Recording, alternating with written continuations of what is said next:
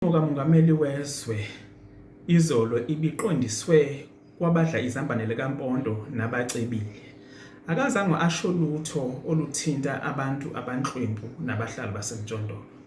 Besilindele ukuthi umongameli akhulume ngezinselelo esibhekene nazo njengezwe, ikakhulukazi thina abampofu abahlala emjondolo nabasebenzi. Lezi zinselelo kubalwa ukudilizelwa kwabahlali, imijondolo yabe, kusetshenziswa udlame futhi okungekho emthethweni, beshiwe dengwane ekubeni lesifo esibhekene naso sibhebhetheka. Besilindele umongameli akhulume ngokuziphilisa kwabantu, ama-livelihood, ngoba alukho sizo abaluthola kuhulumeni. Awukwazi ukuthi abantu abahlala ekhaya bese ungabondli.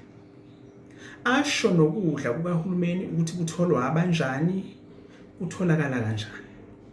Besinethemba ukuthi uzosilamulela nasodlameni esibhekene nalo mihla namalanga ezinhlakeni zezomthetho okubalwa i-Army, amaphoyisa, o-Land Invasion Unit nabo Calvin Security.